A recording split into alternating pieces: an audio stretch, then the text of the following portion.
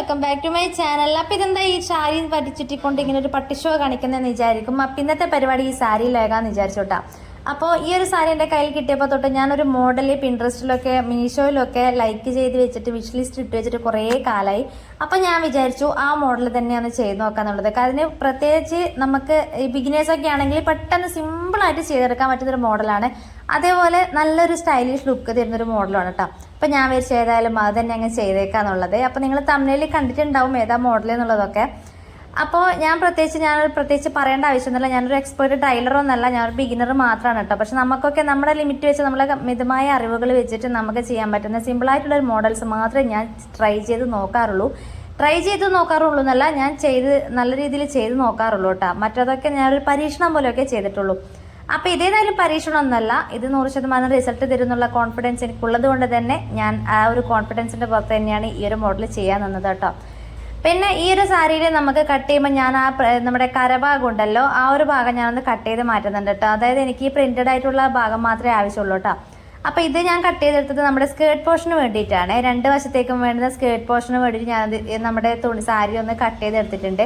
അപ്പോൾ ഇത്രയും വീതി നമുക്കൊരു പീസിൽ വേണം കേട്ടോ. അതായത് ഫ്രില്ലിട്ട് കൊടുക്കാൻ വേണ്ടിയിട്ടാണ്, നമ്മൾ യോക്ക് പീസുമായിട്ട് അതിന് ഫ്രില്ലിട്ട് കൊടുക്കാൻ വേണ്ടിയിട്ടാണ് അത്രയും വീതിയുള്ള തുണി നമുക്ക് ആവശ്യമുള്ളൂ. സാരി ആയതുകൊണ്ട് നമുക്ക് ഇഷ്ടംപോലെ തുണി ഉണ്ടാവുമല്ലോ, എങ്ങനെ വേണമെന്നുണ്ടെങ്കിൽ നമുക്ക് കട്ട് ചെയ്തെടുക്കാം.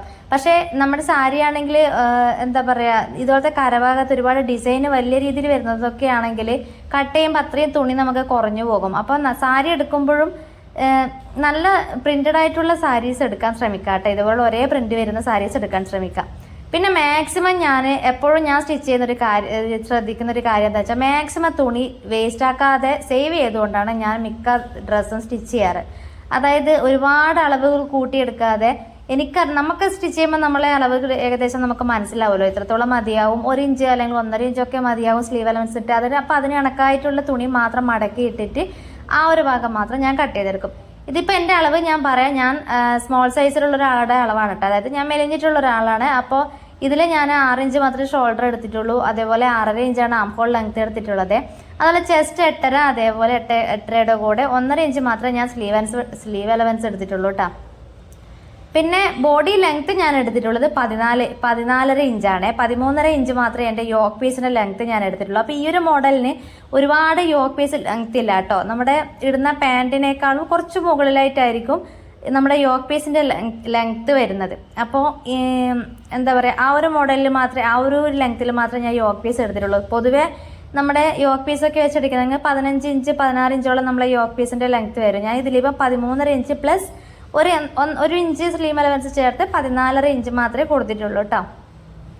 പിന്നെന്താ ശ്രദ്ധിക്കേണ്ടതെന്ന് വെച്ചാൽ, ഇതുപോലൊരു സാരിയൊക്കെ ആണെങ്കിൽ നമ്മുടെ ഈ വെസ്റ്റേൺ ടൈപ്പ് ഡ്രസ്സൊക്കെ നമ്മൾ വാങ്ങിക്കുന്നതാണെങ്കിൽ മിക്ക മെറ്റീരിയൽ നിങ്ങൾ നോക്കിയാൽ മനസ്സിലാവും, നല്ല ഷിഫോൺസിലും നല്ല ജോർജറ്റിൻ്റെ ഇതുപോലുള്ള ഒഴുകി കിടക്കുന്ന തുണി പോലെയുള്ള തുണികളായിരിക്കും നമുക്ക് വാങ്ങിക്കാൻ കിട്ടുക അല്ലേ. പക്ഷെ അതിൻ്റെ പ്രശ്നം എന്താണെന്ന് വെച്ചാൽ, നമ്മളെ നോർമൽ സാധാരണ മെഷീനൊക്കെ ആണെങ്കിലും അല്ലാതെ നമ്മൾ കട്ട് ചെയ്യുന്ന സമയത്തൊക്കെ ഇങ്ങനെ തെന്നി പോയിക്കൊണ്ടേ നിൽക്കും. അപ്പോൾ പിന്നു കുത്തി വെച്ചിട്ട് നമുക്ക് കട്ട് ചെയ്തെടുത്താൽ കുറച്ചുകൂടി കൂടുതൽ എളുപ്പമായിരിക്കും കേട്ടോ. ഞാനിപ്പോൾ ഇതിൽ നെക്ക് കട്ട് ചെയ്തിട്ടുള്ളത് നമ്മുടെ സ്ക്വയർ ഷേപ്പിലാണ് കേട്ടോ. ഞാൻ പൊതുവെ എപ്പോഴും യു ഷേപ്പാണ് ചെയ്യാറ്. കാരണം എനിക്ക് ഏറ്റവും ഈസി ആയിട്ട് തോന്നിയൊരു നെക്ക് ഷേപ്പാണ് യു ഷേപ്പ്. അപ്പം ഞാൻ ആദ്യമായിട്ടാണ് സ്ക്വയർ ഷേപ്പ് ഒന്ന് ട്രൈ ചെയ്ത് നോക്കുന്നത് കേട്ടോ. അപ്പോൾ ഈ ഒരു മോഡലിന് സ്ക്വയർ ഷേപ്പ് ആയിരിക്കും കൂടുതൽ ഭംഗിയെന്ന് എനിക്ക് തോന്നിയതുകൊണ്ട് ഞാൻ ആ ഒരു മോഡൽ സ്ക്വയർ ഷേപ്പ് തന്നെ കട്ട് ചെയ്തെടുത്തു കേട്ടോ. ബാക്കും ഫ്രണ്ടും ഞാൻ ഒരേ രീതിയിൽ തന്നെ കട്ട് ചെയ്തെടുത്തത് കേട്ടോ. രണ്ടും സെപ്പറേറ്റ് ആയിട്ടൊന്നും അല്ലെങ്കിൽ ഒന്നിനളവ് കൂട്ടിയോ കുറച്ചൊന്നല്ല, എന്താ പറയുക, രണ്ടും സെയിം അളവിൽ തന്നെയാണ് സ്ക്വയർ ഷേപ്പിൽ ഞാൻ നെക്ക് കട്ട് ചെയ്തെടുത്തിട്ടുള്ളത്. ഇനി ഞാൻ സ്ലീവ് എടുത്തിട്ടുള്ളത് ഫുൾ സ്ലീവാണ്. എനിക്ക് ഈ മോഡൽ ഏറ്റവും ഇഷ്ടപ്പെടാനുള്ള പ്രധാനപ്പെട്ട കാരണം എന്താണെന്ന് വെച്ചാൽ, എനിക്ക് പൊതുവേ ഫുൾ സ്ലീവ് ഡ്രസ്സിനോട് ഭയങ്കര ഇഷ്ടമാണ്. ഞാൻ എന്ത് എടുക്കുന്നതാണെങ്കിലും, ഇപ്പോൾ ഒരു ടീഷർട്ട് എടുക്കുന്നതാണെങ്കിലും കുർത്തീസ് എടുക്കുന്നതാണെങ്കിലും ചുരിദാർ എടുക്കുന്നതാണെങ്കിലും എനിക്ക് ഹാഫ് കൈനേക്കാളും കൂടുതൽ ഇഷ്ടം ഫുൾ സ്ലീവാണ് കേട്ടോ. അപ്പോൾ ഞാൻ തന്നെ സ്റ്റിച്ച് ചെയ്യുന്നതാണെങ്കിൽ കൂടുതലും 3/4 അല്ലെങ്കിൽ ഫുൾ സ്ലീവ് ആയിരിക്കും എടുക്കുക. അപ്പോൾ ഈ ഒരു മോഡലിന് ഫുൾ സ്ലീവ് നല്ല ഭംഗിയുണ്ടായിരുന്നു കാണാൻ വേണ്ടിയിട്ട്. അപ്പോൾ ഞാൻ വിചാരിച്ചു ഫുൾ സ്ലീവ് തന്നെ എടുക്കാം. പിന്നെ ഫുൾ സ്ലീവ് ഞാൻ എടുക്കുമ്പോൾ നമ്മുടെ ഹാൻഡിൻ്റെ, അതായത് കൈയുടെ വണ്ണം എന്ന് പറയണത്, അതായത് നമ്മുടെ ആം ഹോൾ ലെങ്ത് ഉണ്ടല്ലോ, ആ ഒരു വണ്ണത്തിൻ്റെ ഇതാണ് ഞാൻ പറയണത്. 8 ഇഞ്ചാണ് എടുത്താൽ അതിൻ്റെ കൂടെ 2 ഇഞ്ച് കൂടി സ്ലിം അലവൻസ് കൂടി ചേർത്ത് വിട്ടാൽ, അതിനുശേഷം 2.5 ഇഞ്ച് ആദ്യം ഒരു പോയിന്റ് ഇട്ട് കൊടുത്തു. അതിനുശേഷം അവിടെ നിന്ന് സ്ട്രേറ്റ് വരച്ചിട്ട് താഴേക്ക് 3.5 ഇഞ്ച് കൊടുത്തിട്ട് നമ്മുടെ സ്ലീവ് ലെങ്ത്ത് ഞാൻ 25-26 ഇഞ്ചോളം ഞാൻ എടുത്തിട്ടുണ്ട്. കാരണം സ്ലീവിൻ്റെ താഴെ ഇങ്ങനെ ചുരുങ്ങി നിൽക്കണം. അപ്പോൾ ഇതിൽ ഞാൻ അളവൊന്നും അത്ര കൃത്യമായിട്ട് പറയാത്തത്, ഞാൻ ആദ്യമേ പറഞ്ഞു അത്ര വലിയ എക്സ്പേർട്ട് ടൈലറൊന്നുമല്ല. ചിലപ്പോൾ നിങ്ങൾക്ക് ഞാനെടുത്ത അളവ് നിങ്ങൾക്ക് ചിലപ്പോൾ സ്യൂട്ടാകണമെന്നില്ലല്ലോ. ഓരോ ആൾക്കാർക്കും ഓരോ രീതിയിലുള്ള അളവായിരിക്കുമല്ലോ. അപ്പോൾ ഇതിൽ ഞാൻ ചെയ്യുന്ന രീതി ഒന്ന് കാണിക്കുന്നതേ ഉള്ളൂ കേട്ടോ. അപ്പോൾ നിങ്ങൾക്കും ബിഗിനറൊക്കെ ആണെങ്കിൽ നിങ്ങൾക്കും ചെയ്യാൻ പറ്റുന്നുള്ളൊരു കാര്യം ഞാനൊന്ന് ഷെയർ ചെയ്യുന്നതേ ഉള്ളൂ. അപ്പം നമ്മൾ കട്ടിംഗ് ഒക്കെ ഏകദേശം കഴിഞ്ഞു. സ്ലീവ് കട്ട് ചെയ്തു, ബോഡി പാർട്ട് കട്ട് ചെയ്തു, സ്കേർട്ട് പോർഷനും കൂടി കട്ട് ചെയ്തു. ഇനി നെക്ക് സ്റ്റിച്ച് ചെയ്യാം. നെക്ക് ഞാൻ സ്റ്റിച്ച് ചെയ്യാൻ ഇപ്പോൾ ശരിക്കും ഇതെന്താ ലൈനിങ് ഒരു വല്ലാത്ത കളറുണ്ട്. അപ്പോൾ എൻ്റെ കയ്യിൽ ഉണ്ടായിരുന്നൊരു തുണി ഞാനൊന്ന് ലൈനിങ് വെച്ച് അടിച്ചിട്ടുള്ളൂ. ഞാൻ സാധാരണ എൻ്റെ ഡ്രസ്സൊക്കെ സ്റ്റിച്ച് ചെയ്യുമ്പോൾ അങ്ങനെ തന്നെ ആട്ടോ ചെയ്യാറ്. ഒരു ഏകദേശം മാച്ചിങ് ഒക്കെയുള്ള ലൈനിങ് ഒക്കെയാണ് വെച്ചിട്ടാണ് ഞാൻ ബാലൻസ് തുണി കട്ട് പീസസ് ഒക്കെ വെച്ചിട്ടൊക്കെയാണ് ഞാൻ നെക്ക് സ്റ്റിച്ച് ചെയ്യാറും അതേപോലെ നമ്മുടെ ലൈനിങ് നമ്മുടെ ബോഡി പാർട്ടിനൊക്കെ ലൈനിങ് വെച്ച് അടിക്കാറൊക്കെ ചെയ്യുന്നത്. അപ്പോൾ ഇതിൽ ഞാൻ നമ്മുടെ ബോഡി പാർട്ടിന് മാത്രമേ ലൈനിങ് വെക്കുന്നുള്ളൂ. താഴത്തെ നമ്മൾ സ്കേർട്ട് പോർഷനിൽ ലൈനിങ് ഇല്ല കേട്ടോ. ഒരുപാട് നേരിയ തുണിയൊന്നുമല്ല. നമ്മൾ ഫ്രില്ലൊക്കെ ഇടുന്നതാണെങ്കിൽ അധികം അങ്ങനെ നിഴലടിക്കത്തൊന്നുമില്ല. പിന്നെ ആ മോഡൽ ആ ഒരു രീതിയിലാണ്. അപ്പോൾ സ്കേർട്ട് പോർഷനിൽ ഞാൻ ലൈനിങ് വെക്കുന്നില്ല, ബോഡി പാർട്ടിൽ മാത്രമേ വെക്കുന്നുള്ളൂ കേട്ടോ. അപ്പം എൻ്റെ കയ്യിലുണ്ടായിരുന്നൊരു പീസിൽ ഞാൻ ബേസ് വെച്ചിട്ടാണ് ഞാനിതിൽ ലൈനിങ് കൊടുക്കുന്നത്.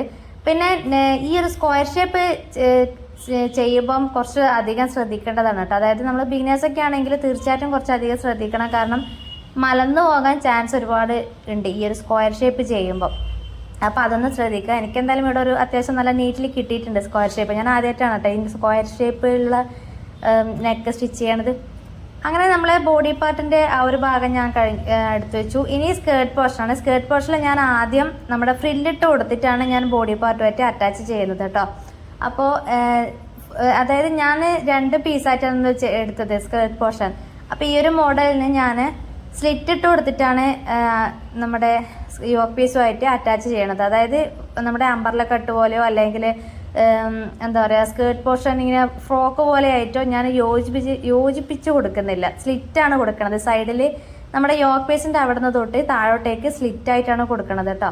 അപ്പോൾ ഫ്രണ്ടിൽ ചുരുക്ക് വരുന്ന രീതിയിൽ സൈഡിൽ സ്ലിറ്റ് വെച്ചിട്ടാണ് ഞാൻ ഈ ഒരു മോഡൽ ചെയ്യണത്.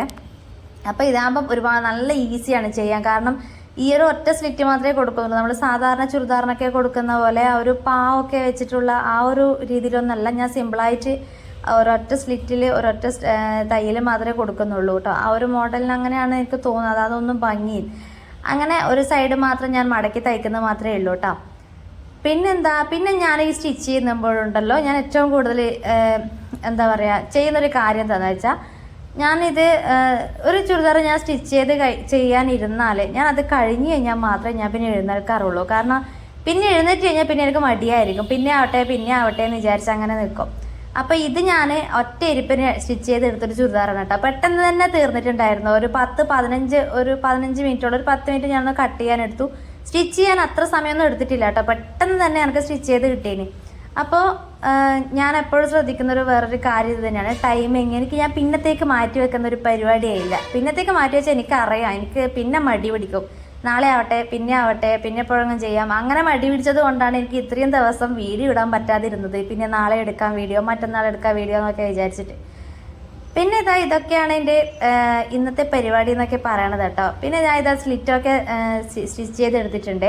ഞാൻ ഇതുപോലെ സൈഡ് 2 സൈഡ് ഒന്ന് നമ്മൾ മടക്കി അടിക്കൂലേ, താഴത്തെ ഭാഗം ചുരിദാറിൻ്റെ താഴത്തെ ഭാഗമൊക്കെ മടക്കി അടിക്കൂലേ, അതേപോലെ ഒന്ന് മടക്കി അടിച്ചതേ ഉള്ളൂ കേട്ടോ. ഒരുപാട് സ്ലിറ്റിന് ഞാൻ അങ്ങനെ ഇമ്പോർട്ടൻസ് കൊടുത്തിട്ടോ അങ്ങനെയൊന്നുമില്ല. ഇങ്ങനെ വിടർന്ന് കിടക്കണമെന്നേ ഉണ്ടായിരുന്നുള്ളൂ. അപ്പം അത്രയൊക്കെ ഉള്ളൂ നമ്മൾ സ്റ്റിച്ചിങ് എന്ന് പറയണത്. അപ്പോൾ ഇതാണ് ടോപ്പിൻ്റെ ഫൈനൽ ലുക്ക് കേട്ടോ. സൈഡിൽ ഇതേപോലെ സ്ലിറ്റ് വെച്ചിട്ട് യോക്ക് പീസിൽ ഇങ്ങനെ ഫ്രില്ല് കൊടുത്തിട്ടുള്ളൊരു മോഡൽ. അപ്പോൾ എനിക്ക് ഭയങ്കരമായിട്ട് ഇഷ്ടപ്പെട്ടു. നമ്മൾ ജീൻസിൻ്റെ കൂടെയൊക്കെ നമ്മൾ പെയർ ചെയ്യുന്നതാണെങ്കിൽ നല്ല ഭംഗിയുണ്ടായിരിക്കും കാണാൻ വേണ്ടിയിട്ട്.